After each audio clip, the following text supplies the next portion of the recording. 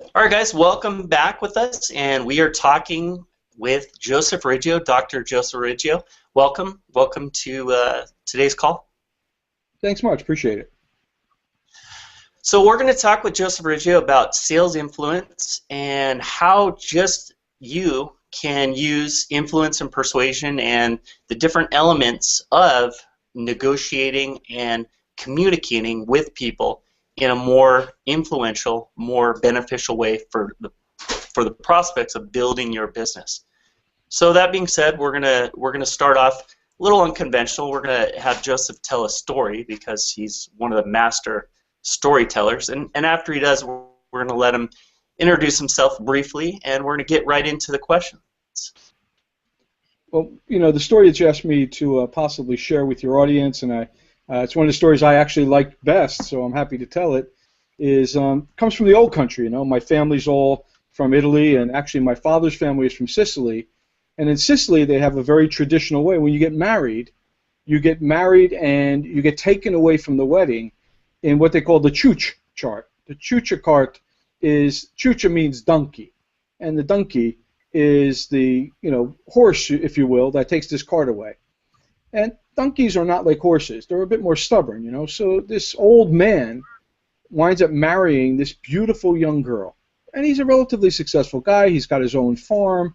And after the wedding is over, everybody's had a party. They've had a few drinks. They had a nice meal. Everybody's happy for the old man. He found his young bride. And she's happy too. He's going to provide a good life for her. And so they take off. And the donkey begins to go. And they get, about a half a mile towards where the house is that this man lives in that he's taking his new bride to. And the donkey, being a donkey, he stops. And he looks down on the ground. He sees a bit of fresh grass, and he starts to eat it. The old man gets out. He goes back into the cart, and he gets this big piece of, like a 2x4, a piece of wood, And he walks around. The girl, this young, bride, she doesn't know what's going on. And this is all about influence, of course. He's got to get the donkey to move, take his bride home, right? So he walks in front of the donkey, and he looks at the donkey, and he goes, uno, one. And with that, he hits the donkey as hard as he can in the middle of its forehead with this big log. The donkey's startled, of course, and he gets back in the cart, and the donkey takes off again.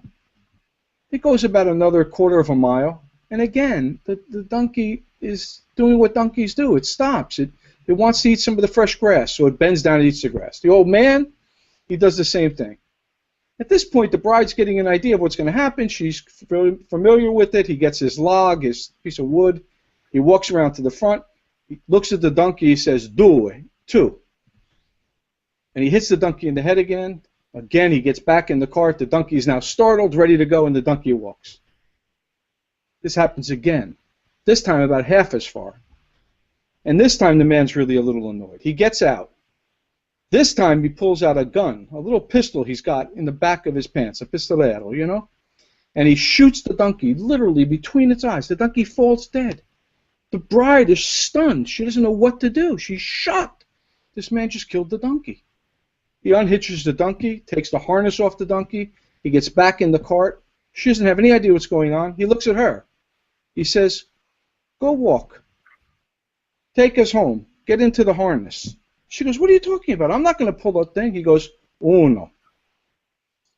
This is the way that you set up a structure of how you get people to understand when you mean business, so to speak. But in the old country, Mark, this is not something I recommend for the listeners, if you will, to our audiocast today. But they should think about this if they ever have to visit Italy, especially Sicily. That's what I would say. Yeah, and this is a great story from both levels. And with respect to that, I think we're going through is this massive shift. And before we get into this shift that we're experiencing, and this shift leading to disruption, you have business models changing. Right now in California and nationwide, we have massive retailers going out of business. And certainly the model and what we used to know and what we know today and what we know in the future is definitely shifting. So we're going to get into business models, and I think it's it's relevant in terms of perception, and you certainly talk a lot about perception, and just hitting the rewind button a little bit to give you guys a bit of background, Dr. Riggio actually is a master NLP teacher, trainer, and has written several books. The last two, which were absolutely phenomenal. I bought them and read them myself. He also has a program called the Mythos Self, which is probably the single greatest personal development program, and I've certainly bought as many as I can think of. I highly, and we highly endorse it and recommend it, and you definitely want to consider taking advantage of that, and in terms of applying it to you and what you want to do with your personal development, but also your business development. So getting into business development, what do you think, and you talk about this, the difference between people that perform and don't perform and the relationship to what they pay attention to? Well, there's a number of things that happen, and for me, thanks for the kind words in the introduction. And it's relevant to kind of maybe pick up here and make a quick statement that, my background, my professional background, my academic background is in the area of cognitive science, and specifically how people make decisions. And the particular slant that I come at things to is this idea of what we call state, the attitude that a person has when they enter into a way of thinking about whatever's going on in the world. And I say, with regard to this idea of perception, that people do not act on what's out in the world. They act on what they perceive to be out in the world. So the way that they're organized, their attitude, their state, what's happening internally for them, determines what they perceive, not what's there, right? So you had said, it was okay if I share some stories with your audience, right? So let me share another quick story, if I may, to give an idea of what I'm talking about here. When I was married to my first wife, I was an architect. And we're talking way back now. We're talking 30 plus years. I was a young architect. I was in my early 20s, and I was running an office. I was a partner in a firm, and I would come home about every night at the same time, 6 to 7 p.m. My wife was also working back then. This is before our son was born. And she would get home earlier than me, and she would prepare dinner. So by the time I got home, I knew I'd walk in the house, and within a short time, 15 minutes, a half an hour, we'd sit down at the table and have dinner together. Now, I would park my car on the side of the house. There was a driveway that was alongside the house, and I would walk around to the front door and walk in the house. And regardless of what night it was, she would say the same thing. She would say, honey, and I would hear how she said this word. So some nights she would go, honey, and I knew it was just a normal night. We'd get together, we'd have dinner, we'd chat a little bit about what went on during the day, and we'd have some kind of evening together. There was other evenings where she would, say the same word, but what I would hear was, honey, and I knew that was a good night to remember what I'd forgotten to do in the garage before I went in to have dinner. Right? So that was a signal, you could say, in the perceptual arena. And then there were other nights where I would walk in, I'd walk to the front door. I remember we're a young newlywed couple, and my wife would say, honey, and I would know no dinner that night. We were going somewhere else, not to the kitchen, right? And it was all about this one little phrase and the tone of voice that accompanied it. Now, if you can't pick up what's happening perceptually, and the way that the other person's state is that you're experiencing and having the interaction with, and the way that you are as a result of that, you'll get all kinds of different results. You'll get all kinds of different outcomes, right? So if I couldn't hear those distinctions, the night when I walked in and she went, honey, and I thought everything was just going to be dandy, okay. In fact, if I thought that was a night where she had said, honey, I was going to get a very different outcome than one I expected. And my state would be all wrong for what was going to happen. So this becomes the fundamental grounding, if you will, of how a person needs to begin to think about when they're engaging in a new business, how important you could say it is that they organize internally how they're perceiving what goes on in the world around them, and that they can control. We live in a chaotic, uncertain world. The world is changing rapidly. We all know that. We all hear it. We read about it in the business magazines, the business books. We see it on television. And we can't control what's happening in the world. That's bigger than we are. But we can control our own experience and how we react to what's happening in the world. And if we can do that, that gives you a tremendous edge in taking your business forward in a way that others might miss, and therefore makes you far more competitive in the same space, regardless of what that space is. So that's a great topic, and I really appreciate this idea that you can actually take control of the things that are, not just external, but obviously internal. And we talk about state. Can you briefly talk about state and state control, and this idea and concept that things aren't always going to go according to plan? A great example is just in our pre-run of getting set up. We had multiple technical difficulties getting this call going. But can you talk about for a business owner, and certainly at creditpathway.com we specialize in dealing with new business owners, startups, entrepreneurs, and I know you in your work of josephriggio.com, you specialize in working with entrepreneurs as well. Can you talk about this idea of managing your own internal state in relationship to the external environment? Sure, because that's, as you say, very fundamental, very key to the work that I do, as well as I think really key to this whole space of entrepreneurship, right? So, entrepreneurs, and I'm going to call them young entrepreneurs, and I don't mean chronologically by their age. What I mean is more where they are in their business development. So they may be 70 years old, but it's the first time they've gotten into their own business, and they're a startup in that sense. They're a young entrepreneur by my language, if you will. And young entrepreneurs come into their businesses with a certain degree of trepidation, fear, because there's a certain risk in taking this chance and taking the leap into a new business. There's financial risk, there's the risk of being exposed and people now seeing you for your successes and your failures. And the standard way that we're taught is to look for potential problems, is to avoid risk, right? And to identify what the problem is that we're trying to solve all the time and come up with a solution. And already, by, again, the language that I use, Mark, we're talking about a state experience here where they're looking for problems.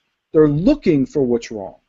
And their whole mental organization, you could say, is already so short-sighted because they anticipate what can go wrong, and therefore they're noticing for that, not for what can go right. So the first thing that we do is we switch that, we twist it. We will teach the people that we work with through coaching or consulting, whatever the process is that we're engaging with them, to begin to notice for what's working. Like the fact that they had an idea and they acted on it, that alone creates a tremendous leverage compared to the hundreds of thousands or millions of people in the world who dream about getting started but were unable to take that first step.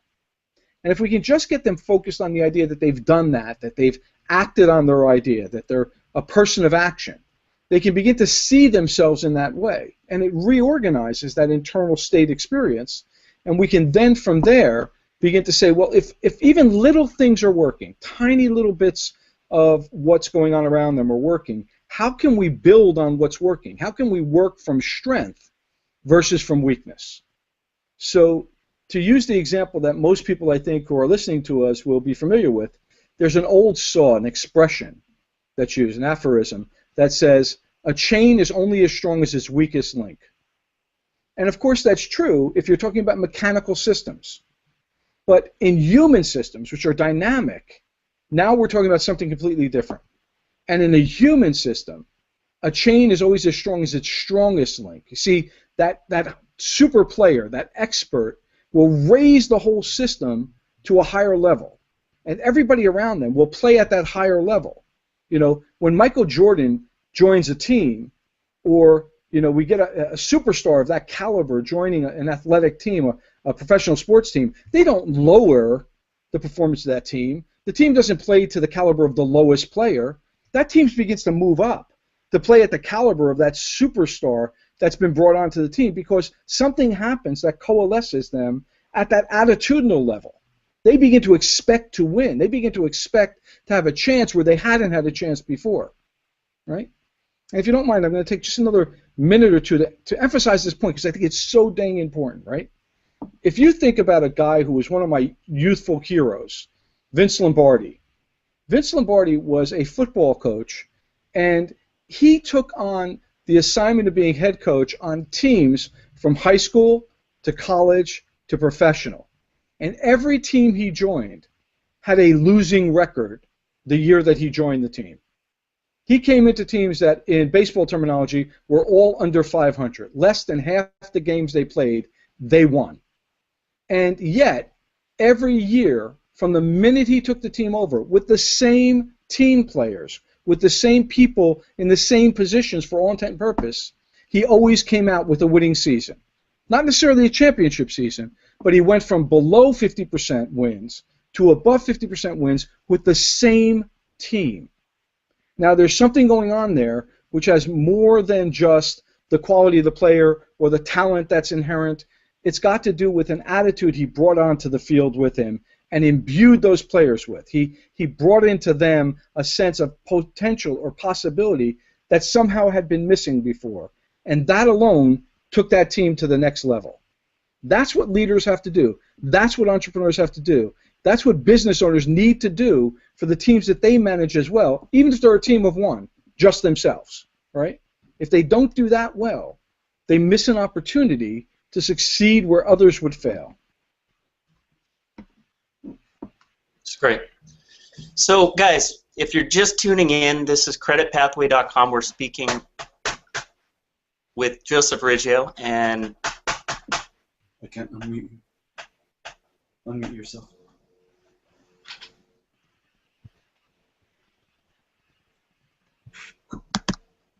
See, this is one of those moments again, Mark, where you have to deal with the uncertainties and chaoses of life. Because it looks good from here and your sound is good from this side, but I think you think you're not coming through. But you are. So perceptions. There you go. There you go. Can you and the systems and the breakdowns in the systems read my next question. So can you talk about perceptions and just so you guys know, a lot of what Joseph does is he's taken this rigid, very academic NLP that you've probably heard of, created by Richard Bandler, and he's put it into a model, his own model, where it's actually applicable in your own personal development and as well with respect to your business. So can you talk about perceptions in this concept that you talk about a lot of what you think isn't exactly not necessarily what you think it is? Yeah, I mean, the fundamental premise that exists in the world that I play in, this world of cognitive science, is that despite our best intentions, we never actually come in contact with the world as it is. We come in contact with the world through the filters we hold. You know, you and I go into a bar, Mark, and we decide we're going to have a whiskey together. And in that bar, let's just for kicks say we're in some nice place and there's 20 beautiful women. And you and I are looking around and we're going to now vote on who the most beautiful woman in that bar is. Do you think that we're necessarily going to come with the same selection? Do you think that your preferences for hair color, eye color, height, skin, figure, attitude, clothing, all of the things that go into the perception we have of what makes a woman, or it may be a man, beautiful or handsome or attractive, is the same from person to person to person to person? And of course, it's rhetorical. It's not going to be, right? So we may sit there and end up having our whiskey together and agreeing to disagree and recognizing it's not about what's out there. It's not about the women or the men that we're looking at. It's about how we see them in our mind's eye through the perception that we have from them being out there in the world. So it's both things. It's not one or the other. I'm not saying that there's nobody out there, that we're living in fantasies. But we shape what we see because we hold an idea in our mind of what we want to be true and what we think is true, what we can call a set of expectations. And this is really significant for, again, the entrepreneurs who are listening to us. You act on your expectations, not your desire. Like, there's no entrepreneur ever ever that started a business that doesn't want to succeed and succeed wildly. There's no entrepreneur in the world who doesn't want to be profitable and successful financially. I mean, the insanity of thinking that somebody starts a business to fail is beyond my imagination, frankly, because I've met thousands of entrepreneurs, and I haven't met that person yet. But what happens is, despite the desire to become profitable, despite the desire to succeed, and even succeed wildly, they may hold an expectation that's in conflict. They're afraid, or they're unsure, and that fear or that uncertainty enters into their psyche and builds an expectation that things are going to be difficult, let's say. Things are going to be challenging. Things are going to be impossible for them to succeed at with the resources they currently have.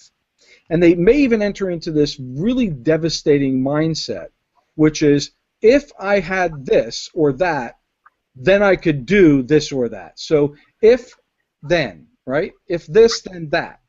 And this is a very dangerous mindset. If a person waits until the circumstances and situation in the world beyond themselves is perfect for them to take action, they're going to sit at home on the couch and watch reruns of Married with Children. That's what they're going to do.